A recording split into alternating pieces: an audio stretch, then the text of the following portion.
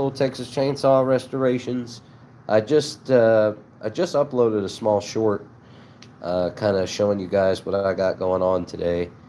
Um, this is actually a customer saw. This is it was a later model 245A, and it is now going to be a Leatherface replica, um, an early model. And I guess, yeah, I've been painting all day, and last night took the entire thing apart, cleaned it out, uh, fixed the little odds and ends here and there that it needed. Saw does run. Carburetor's been rebuilt. It's got new fuel lines. This guy's going to be really happy with this thing. And I think so far, if it was left just the way it is and built the way it is now, it would look great. But he wants the works, man. He paid for the works, the whole shebang. It's going to get weathered like the movie and all of that. But I figured this would be a good time to show y'all that even the Leatherface replicas that I restore, they all endure the same exact process from the beginning. So basically, it already gets restored into a really mint condition looking early model saw. And then as we go, after it's been put back together and all, then we add the weathering, because technically the saw in the movie was kind of new. It was only a few years old, like single digits, and it did have a lot of hours on it, but it wasn't like super destroyed yet. It did have a majority of its paint on its front and the rear handle. It was missing some, but not much. As you can see, this is still masked off and all. We're going to take it apart, or take all the stuff off and get it back together, or at least attempt to. Some scissors and a razor blade to help make it easier. But here, actually, really quick, I can show you guys. I can show you the paint that I use. We can show you how close it is to the real thing. This has obviously been repainted. This is the top handle piece. I'll show you a real one. Here's a real one here. Okay. This is how close the paint that I use is. It's not like it's 100% match. And actually the paint was scanned off of this saw here. So if you want to book a restoration with me, if you've got a 245 or 306A that you want painted up like this, let me know. I can do it. I've got the paint, I've got the material and the time and the experience. I can turn it into something that looks like an original like this one, or a Leatherface replica. Basically, this is what this saw is going to look like when it's done. It's going to look like this. So here we go. We got some people in here already. Hello, hello. Thank you for tuning in and watching. If you're a Texas Chainsaw fan, you might want to see this. It's going to be pretty cool. There is still a few things I have to do yet. Like some of the hardware needs to be, the heads of the screws have to be sanded. Just a few. I'll show you as I go. But really quick, I don't know, this may not be a super long stream, but I figured I'd just do this here. We're going to get rid of masking tape in the areas where we don't need it anymore.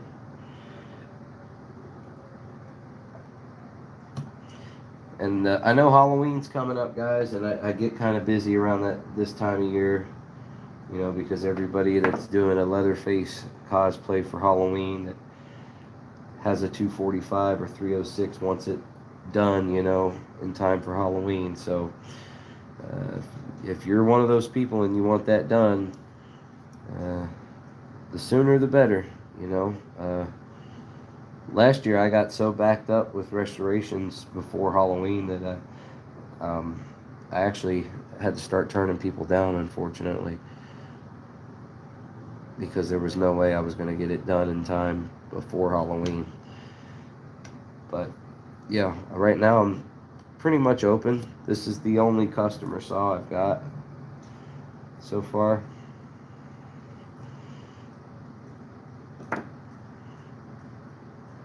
And the turnaround time for something like this, I know some people think that this is going to take me, you know, weeks and weeks. Really, just depending on my work schedule, the maximum amount of time this takes is a week, and it's only because of my work schedule. As far as the restoration goes, if I'm working just straight through it from start to finish, once I get the saw running, the actual restoration part takes about a day. Literally just about one day.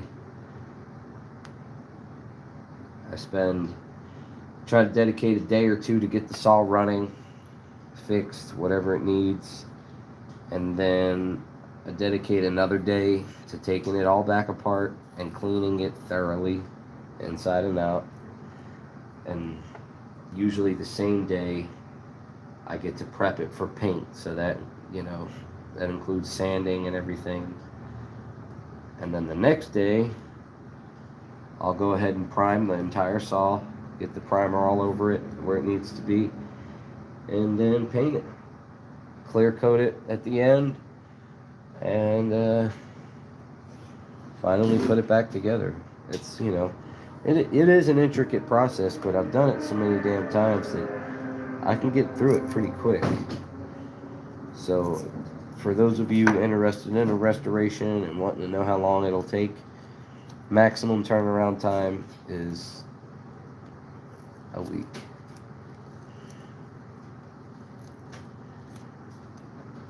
You know, I require $100 deposit down, you know, so that way I don't go ahead and start working on it and then, you know, somebody miraculously changes their mind. Yeah, so far there's your rear handle. Masking tape's off.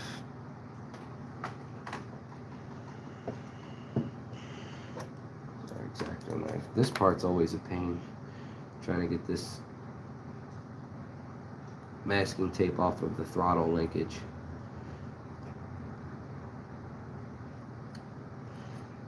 I guess you don't have to mask this up, but I like to because it just makes the saw look a little better, you know. And then you're not going to have paint in the butterfly of the carburetor, because it'll scratch it off anyway. It's just silly to paint all over it. I've seen people actually take the throttle linkage completely out when they're painting, and it's just like, it's a lot of extra work, man. You don't have to go that far. There's actually some stuff that you can leave together when you restore these. I mean, when Poland did these saws, they were partially assembled. You know, obviously when I'm restoring them, the paint job is much better on one of these restored saws that I'm doing than the factory paint job. And it's because, you know, you got to remember, those things were being painted on an assembly line. They didn't have a bunch of time to dedicate to one saw, like, you know, like I'm doing here. So, like, for instance, if you see how I actually painted the inside of the carb box here. I do that on my saws because Mike Spencer from Classic Poland Chainsaws, he does that on his, and I think it looks great. If you see that originally on like an original saw, then that's actually not a good thing. That's actually a mistake. that means that the factory forgot to mask this off, because usually they did. They masked off this whole area. And I have a saw over there. I have a later model saw that is all painted up on the inside like that. I guess where a factory worker must have forgot to mask it. You know, even the underside, you know, gets a little bit of overspray on the originals here. I make sure it's all tight and completely covered. You just get a much better product like that. And the formula for this paint, like the chemical ingredients, this is, I guess, the closest you're going to get to that old school automotive style paint that they used back then, minus the lead. Yes, there was lead in the paint on those original saws. So when you're sanding them, be careful. Make sure you're, you know, wearing your mask or respirator or whatever you're doing or whatever you're using. Make sure you're protecting your lungs. Same thing with this paint too. This paint is incredibly toxic. Obviously, I paint outside. I've got a respirator, goggles, gloves, all that. Even though I don't always use my goggles. Should, but I don't always.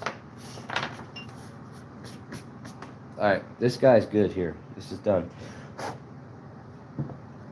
Now we just got to take this off. And this should be loose enough for me to just take off like this. Yeah. There you go. Just to kind of give you an idea of how many times I've done this here. Look at the amount of layers. I don't know if you can see that on camera. The amount of layers of paint that are on this thing. I use this to mask off my gas tanks. It's just a 306A gas tank cover. You can see it's got some corrosion. And these are a dime a dozen. So I wasn't really worried about destroying this like this, because you can find 306A top covers literally all day long on eBay. It's these ones that are incredibly hard to find. And this one's in phenomenal shape. Look at that. No corrosion whatsoever. Super clean. Here's the air filter cover. Pull off the original decal and leave it like this. Now, because it's a Leatherface replica, we are going to leave the original black paint on there. And then I will add the weathering, the farm yellow scratches here. I've got a template for that. But if this were going to be completely redone to look brand new again, the tops would also get sanded, cleaned, and painted and all that. But we're going to leave it the way it is for now. I lost my light. Didn't mean to do that. Okay. How much light did I lose? A lot.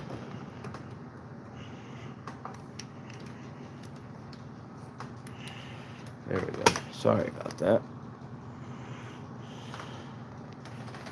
Okay, now we can move on to the crankcase. Let's go.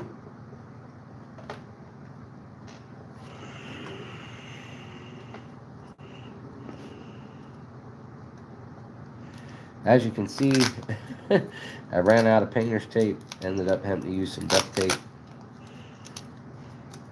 Did the job.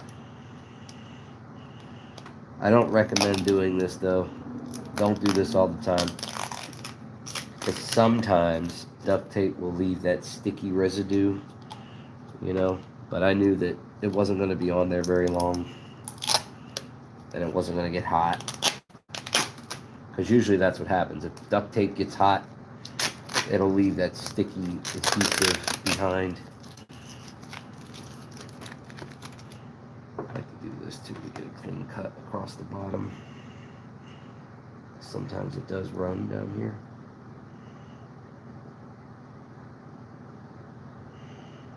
But it's the very, very bottom of the saw, so we're not too concerned. Because no matter what, guys, unless you store your saw on something like this, or your restored saw, the bottom is just going to get chewed up. It's just going to happen. Unless you store it on a soft pad or something like that, it will always, always, always get scratched on the bottom, and you just can't do nothing about it.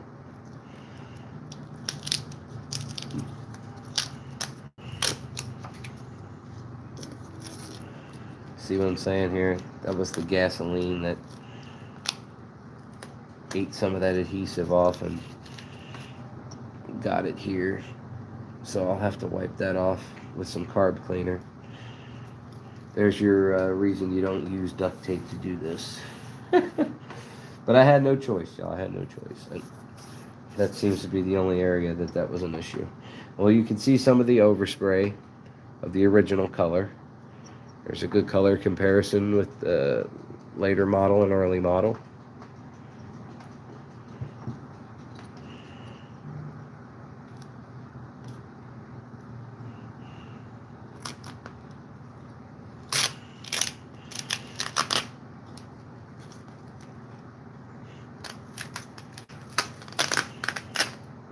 But yeah, I ran out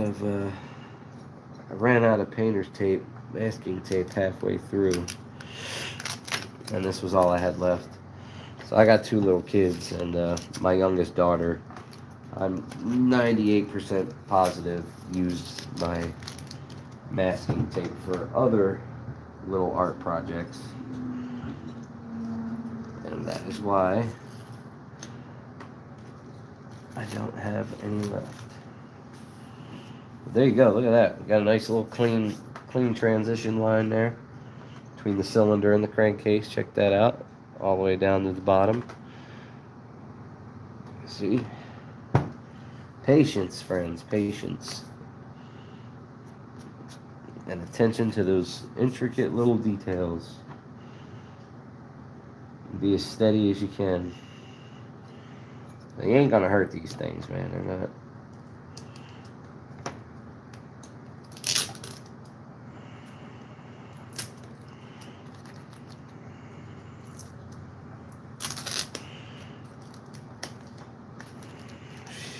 Scheisse.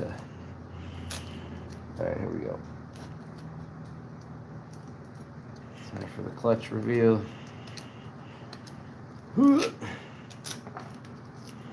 Oh, you know what? I did take the edges, didn't I? I did. Let's go from here.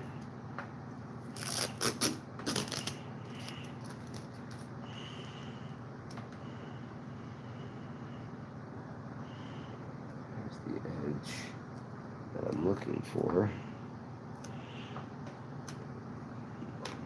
Our little blue scissors. Don't really cut much, huh? This is like the arts and crafts part of it, man. I'm telling you. You get to do the mechanical stuff first, and then it's all the fun stuff, all the paint and all that. But damn. So I will tell you, this is the first and last time I ever used duct tape to mask off one of these saws. The first and last time I ever do that. But like I said, I had no choice, and going to the store to get some more at 10 o'clock at night, like last night, was not an option. So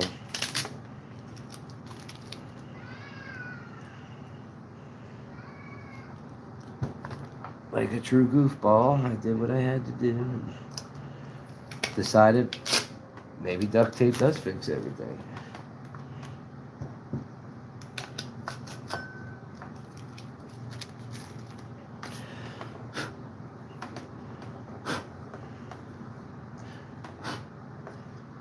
There you go. You can see behind the clutch, nice and clean.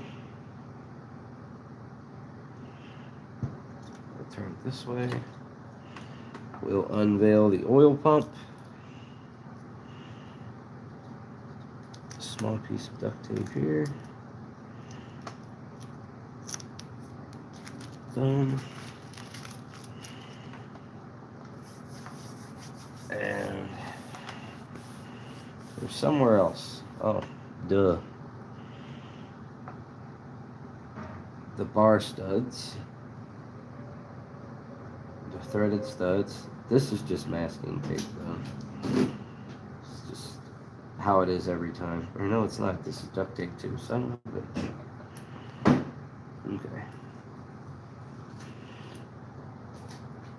There we go.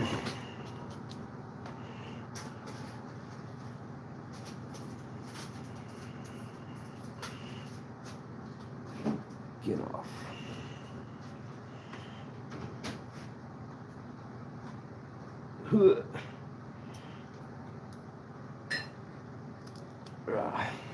There we go. Alright, so that part's done.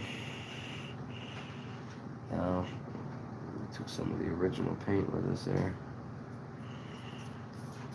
Alright, now we have to take the flywheel off. And also the magnet. I masked the magnet off too. Right here.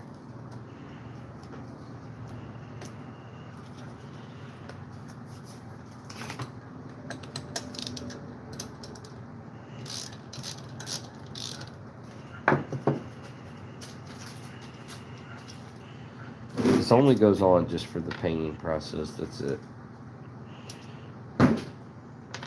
But I'm like 98% positive when they were painted in the factory, the flywheels only got paint on them because it was getting hit from behind here. That's the only reason why these were painted, but I like to put them on and make sure they're covered up nice, you know, coated good. Let's see here, I masked the crankshaft as well.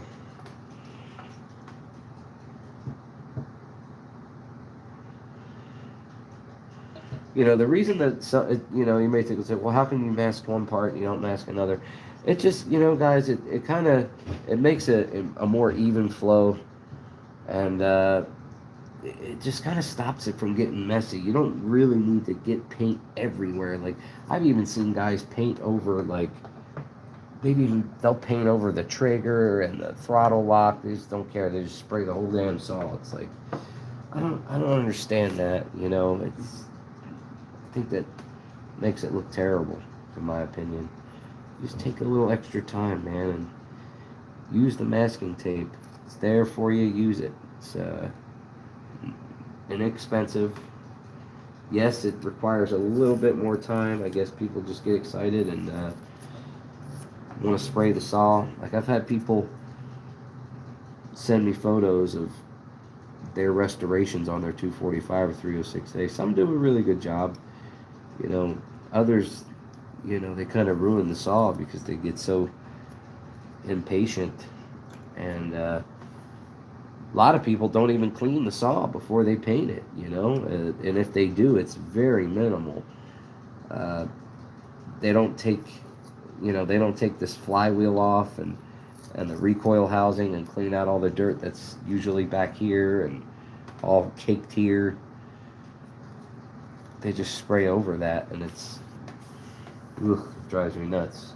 I've had people try to sell me their restored 245s, you know, where they do things like that. They don't mask anything off. They just paint the whole damn thing.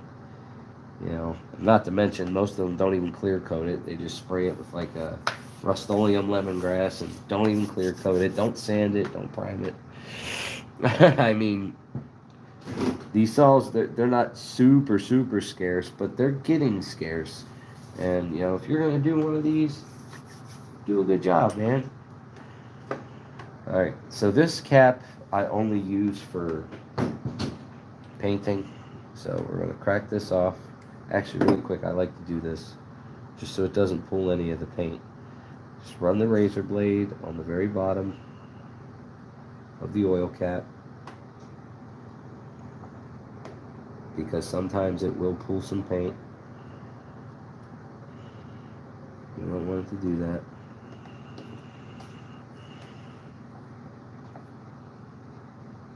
And you know, where this saw gets a little rough and all that, we're not going to worry too much because it is a Leatherface replica that we're going to be making out of this. So if it gets dinged up here and there, you know, it's only going to add to it. Still some residual bar oil in there.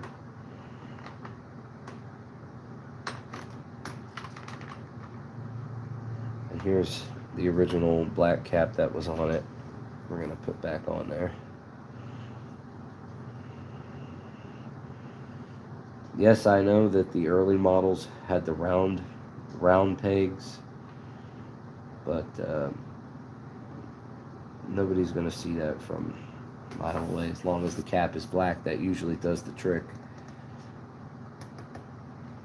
The one in the film was round pegged as well, because it was stock, all stock original 245, and that's what they came with in those days in that color. And boom, look at that. There's your oil cap back on. Crankcase is getting there. Love, you can see the original overspray. Really showing you the contrast of the colors, the difference there. Alrighty, so I guess before we go further, we are going to have to deal with the points. Yes, this is a points saw, points and condenser. As you can see, we scrubbed the coil clean, got all the dirt off of it, cleaned the condenser off, cleaned the toggle switch, the boot wire. All you need is little hand brushes and some carb cleaner. Spray it on there, scrub it off, get rid of all the nooks and crannies, and you'd be surprised how sometimes a coil is just gunked up and just needs a cleaning, and saw has spark again. That little part here, the contact, take a little sandpaper and clean it up some. But we are going to take this part off the coil for now. Yeah, look, check it out. Clutch cover with the most accurate decals in the game. The real deal.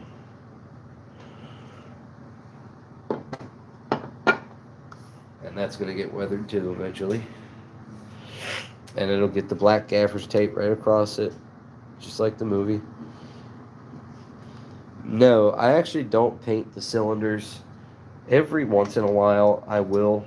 The reason I don't paint them on the Leatherface replicas is because in the movie the saw was used, and a lot of the times they they lose some of the paint anyway, or they get oversprayed here, and that's about it. They didn't often spray the cylinders. What you see on there is usually all there ever was. So yeah, I won't be doing that. All right.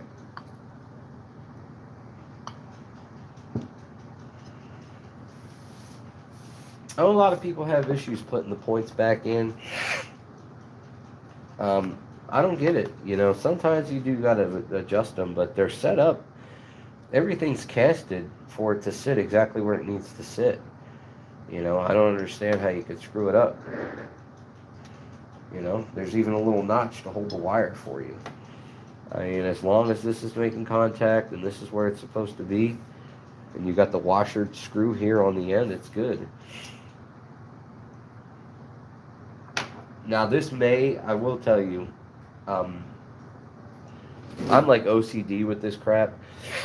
So what I'll end up doing is I'll hook it up, put the flywheel on, and I don't have a spark tester. So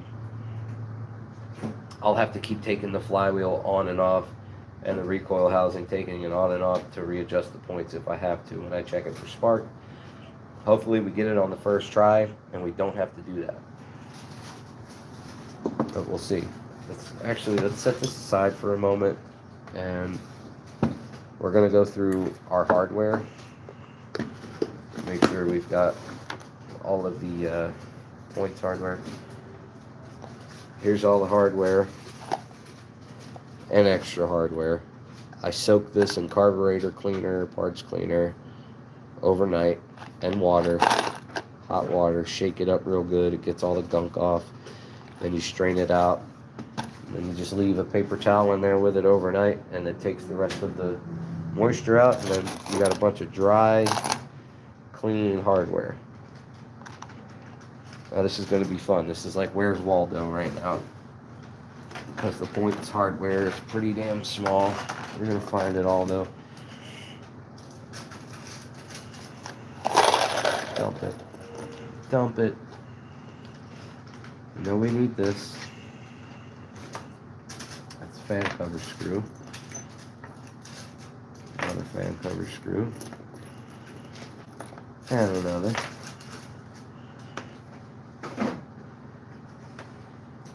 Okay, here we go. Here's one. It also needs the small washer. Remember that? The small one takes the small washer. The bottom one, sorry. There's another. So we need these two. And I need the small washer, if I can find it. Let's use this one. It's a little cleaner looking, huh?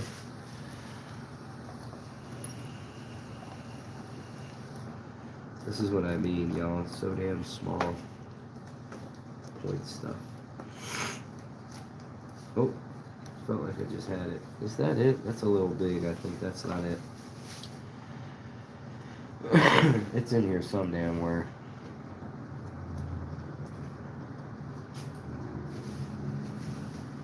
Y'all want to see the process. You want to know what it is I'm doing. How much work goes into it. You'd be pretty bored if you watched the entire process. I promise you that. You know, you don't want to sit there and watch me stand at the kitchen sink for 3 hours scrubbing every little inch of the crankcase. And yes, I run it right underwater in the sink, the whole crankcase. And I stick brushes in it and all that. Soapy water.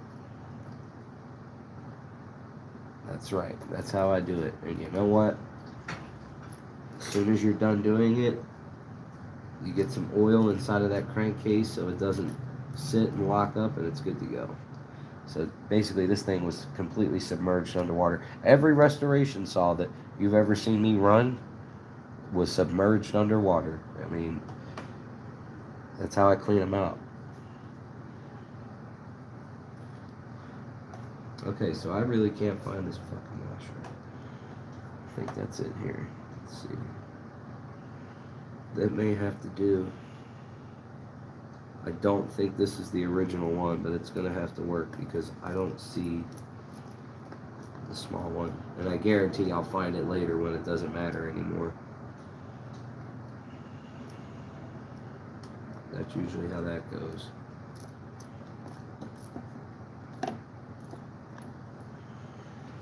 And then we need this one. This is for our coil.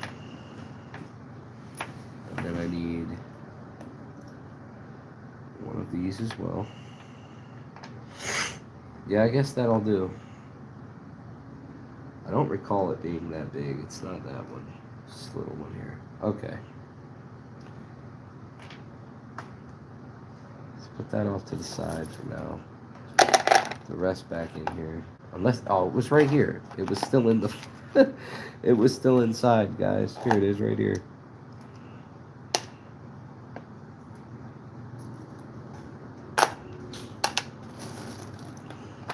Put the rest of this back inside.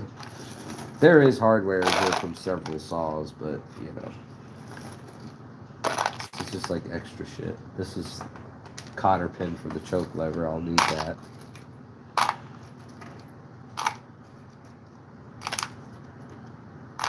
We are going to go ahead at some point too and just lightly, I'll show you.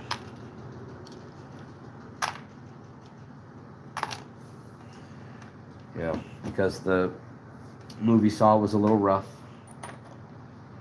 We're gonna scrape the old paint off of the heads of these.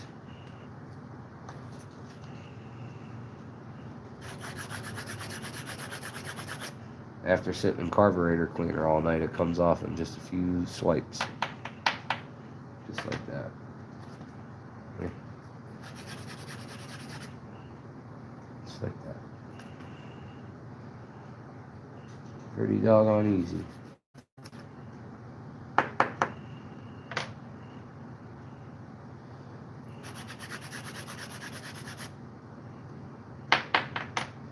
All right.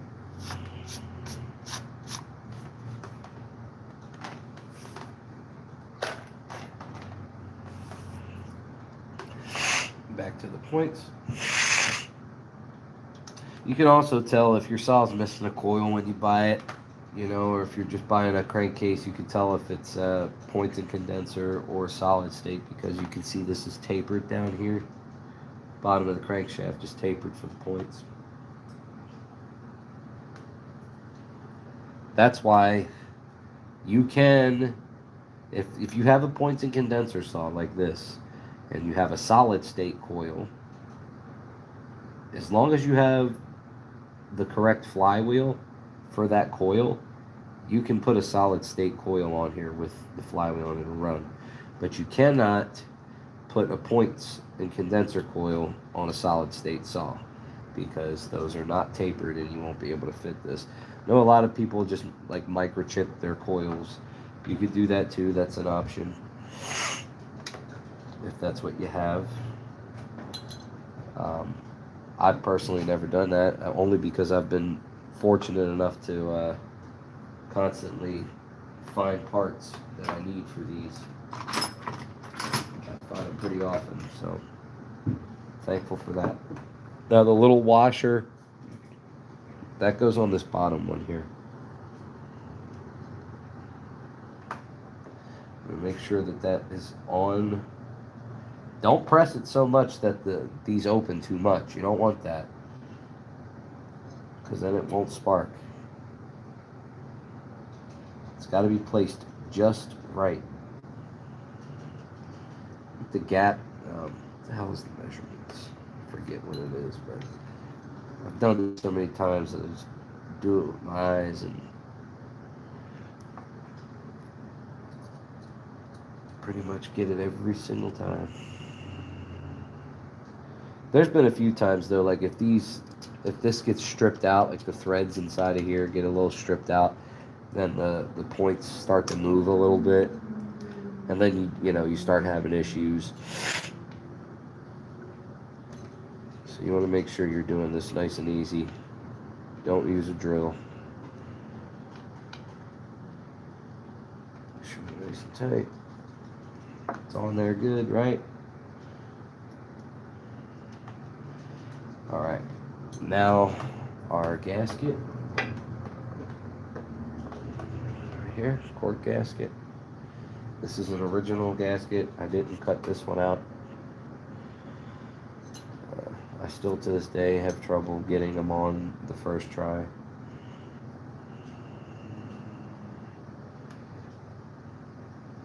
There we go. Let's press down nice. Now let's open up this recoil housing really quick for the third time.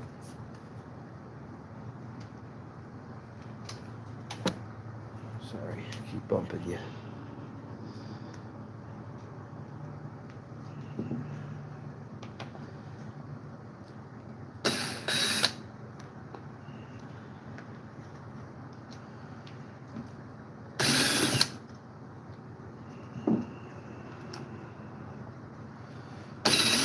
I think I've already been in this a few times.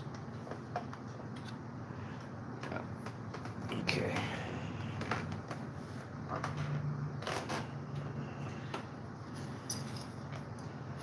Alrighty. So take the spool out. very carefully. It's nice and greased.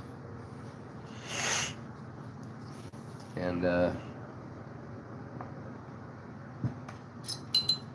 I like to get my pull rope spooled through here before I start fooling around with all that. And I'll tell you why.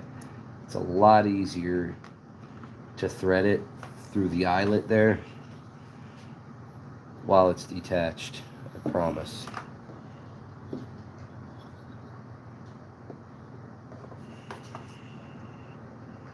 little lighter trick. It's original thick rope.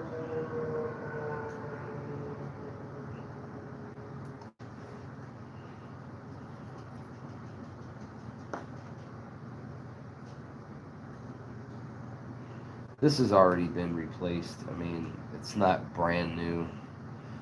This isn't the original rope. I could tell that it's already been replaced once. But this is still good, so. And I've already rewound it and everything once. Alright, so now that we got that through the hole there, set that off to the side. Let's get our recoil housing slid on there. Make sure your little felt gaskets are in here.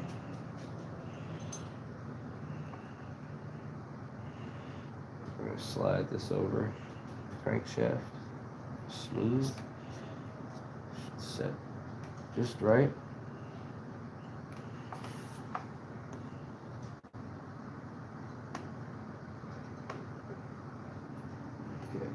There's that. Now we got to go back in our hardware and we're going to put these back in.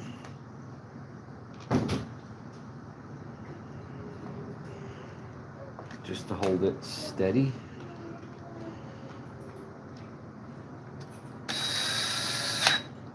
And like I said, oh wait, this is a little too long. Like I said, hopefully we got the adjustments on the points right the first time and I don't have to take all this off again.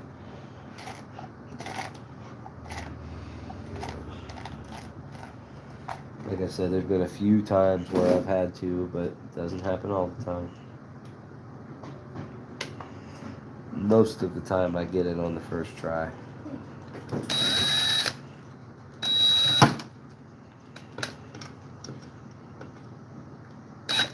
Okay.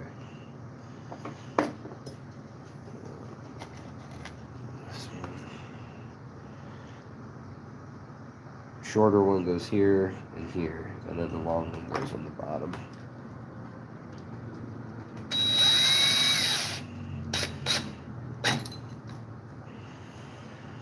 Alrighty. There's our spool.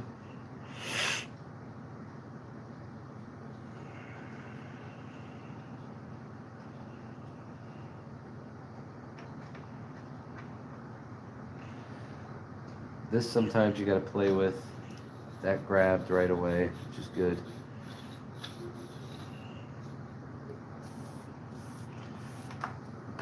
Handle. Take the insert out.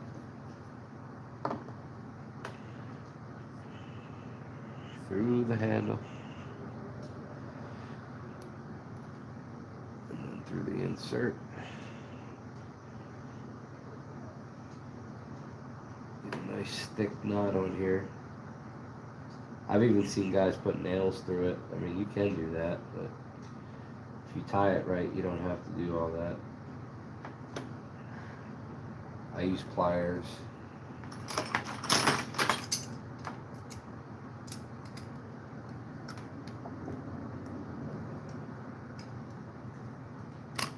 Yeah, that's not coming out.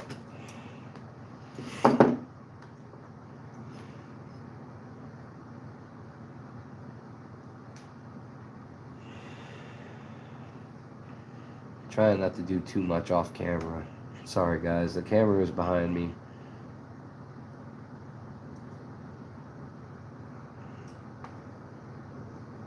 So once that's there, take our pliers, kind of close this a little bit because that will also help secure that in there.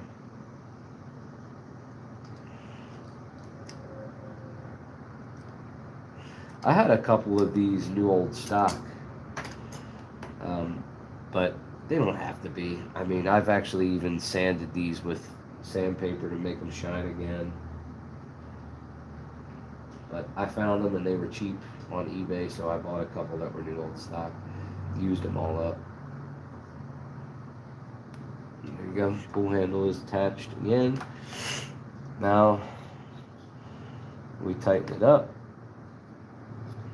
through the notch. Wrap it counterclockwise about 3 times. See what that gets us.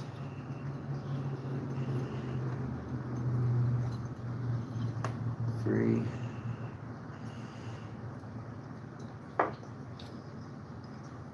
That should at least get us a good start. But I like my recoils nice and snappy.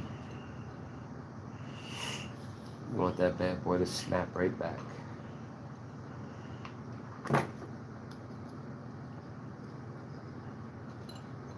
Because a lot of times, especially when you replace the rope and you do this, if you don't get all of the slack out of it and make it real snappy like that, you'll pull it a couple times and then eventually you'll just have it hanging out like this. But this is how you tighten them. Anybody who doesn't know, you take the flywheel off. This is how you tighten up your pull start. Ooh, don't do that. Oily fingers, let it slip.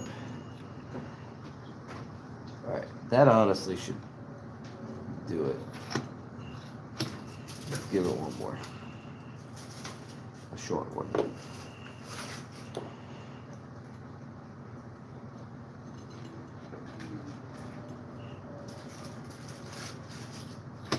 There we go. Nice snappy recoil. Alright, now our plate.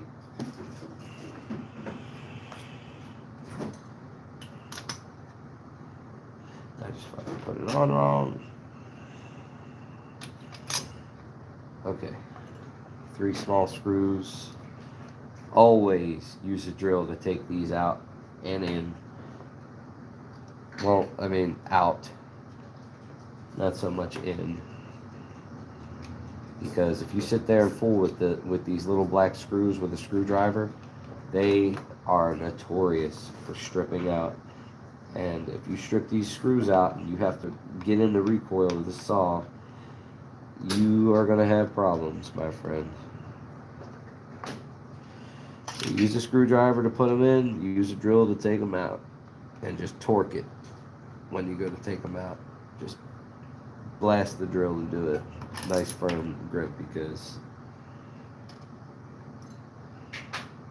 I've had somebody send me a saw one time that all 3 of them were stripped. All 3. And I had to cut them all off and bend it. It was an absolute nightmare. So don't bend them. There's our recoil back together. Still got some people watching. True story. They are getting harder and harder to find. That is for sure. But they do pop up. There's millions of them. There is millions of them. From 1970, well, they only made them in this color for a year. But the later model green color 245s, they made those from 1971 or 72 all the way up until 1980. And they were producing over 1 million units a year during that time.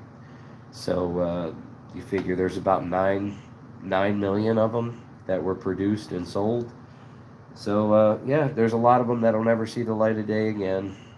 And there's a lot that have already been purchased or thrown away.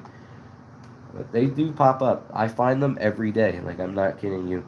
I dedicate at least 2 hours out of my day just scrolling Marketplace, Craigslist, and finding them. I find them every day, guys. Okay, so the moon key I actually put aside somewhere else so I wouldn't lose it. And of course, I can't find it. But I know where it is. I can find it. I just gotta look. It's in my toolbox here. here's our, well, that's not the right one, is it? Here it is. This is our handle grip for the inside. I even cleaned these out too. I scrubbed these and then I put a bottle brush through them.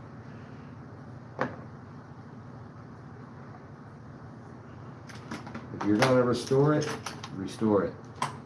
Cut no corners. These saws are so fucking cool, you know, that they deserve it, you know. And yes, they are getting harder and harder to find, and they're old and all that, so if you're going to restore it, do it right, man.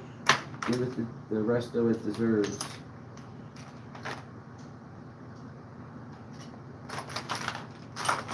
Holy shit.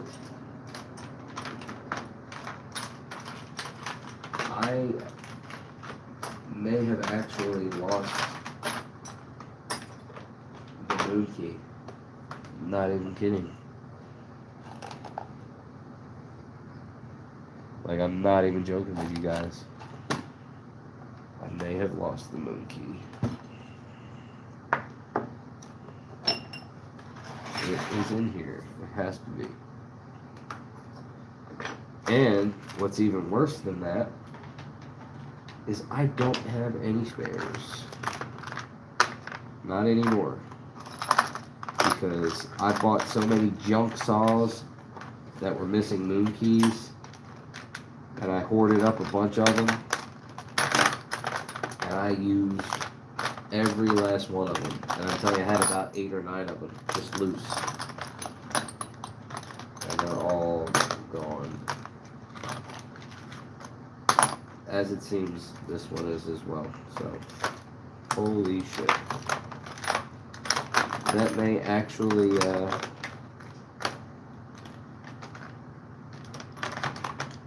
screw our stream here.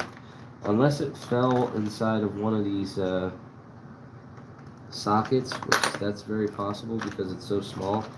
Here, I thought, that's what happens when you do something different one time. Like, I usually never do that. I usually just put the moon key in with the rest of the hardware and leave it at that. That's usually what I do. And I looked inside of here and went, you know, there's a lot of hardware in here, more than usual. Maybe I'll put the moon key in my toolbox instead. And look what happened, damn it. Yeah. It might be in here. Give me a second. Pray that I find this thing, guys, because it's going to be a little minute before. I do have a part saw coming, but I was hoping that I'd get it running, and if it has a moon key, I'd like for it to keep it. You know, but if I absolutely have to take it out of another saw, I will. Really don't want to do that.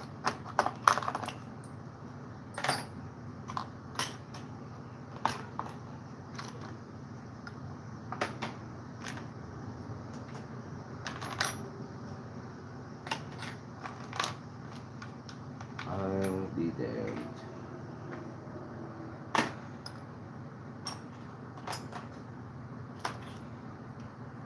Yep.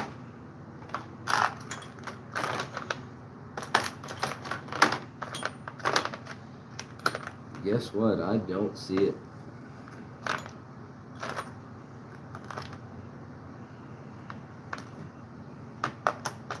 Damn. Well, that's going to put a hold on things, to say the least. That it is my own fault. And now, y'all can see, right here, live on YouTube, Mr. Perfect Restorations all the time. I do tend to fuck things up every once in a while. And that is exactly what I just did.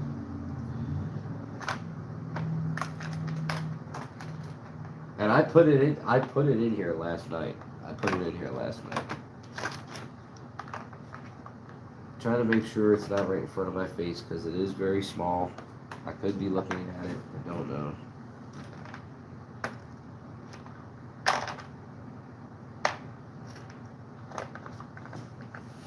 But I don't think I am.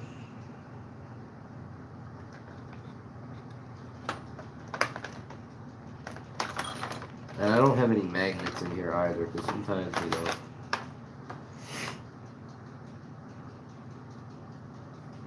they'll stick to a magnet. I don't know. I'm thinking that there's a good chance it may be inside of one of these sockets. I do think that. I'm going to put everything back and look again. Double check. And then I'll probably triple check.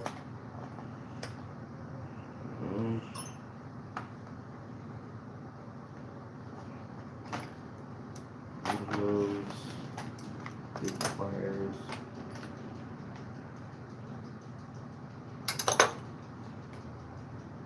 Blade. Sandpaper, big wrench, little wrench.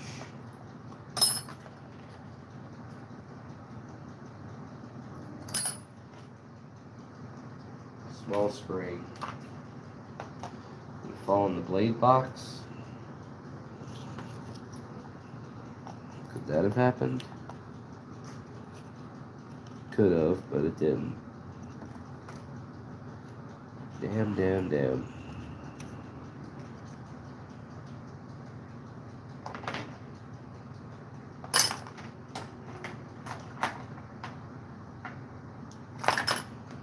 Well, I will say though, that's only happened to me one time. This being the second time that's ever happened to me.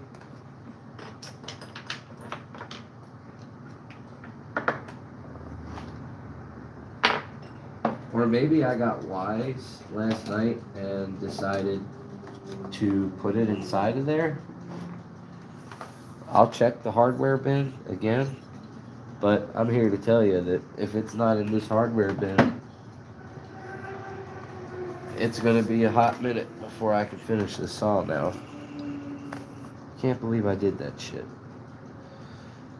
That's embarrassing. When I decide to do something different, one time. See, always trust your instinct, guys. Never go against your gut. Because this is the shit that happens. And it would have been wise for me to put that damn moon key in here. Like I always do. And I never lose it. Ever. And of course, the one time I don't. See that shit? Wow.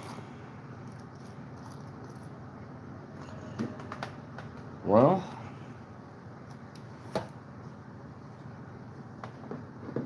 y'all saw it here first. Anthony Michael, Texas Chainsaw Restorations. Having to end my stream because I lost the moon key for the crankshaft. Rookie mistake. So, yeah, I guess that's going to end our stream for now. I am going to look over where my toolbox was to see if I can find it, but I'm not going to hold my breath. You know, we're talking about something that can sit on my pinky fingernail. It's that small. So, I guess I will keep you guys posted on the process. Yes, I remember you. Thank you all very much. Stay tuned, guys. I'll keep you updated on this. I'll do another live stream when I'm finishing it up, and I'm gonna get started on looking for this moon key. And if I can't find it, I'm gonna have to start scouring the internet and my other parts for one. So, thanks for watching, everybody.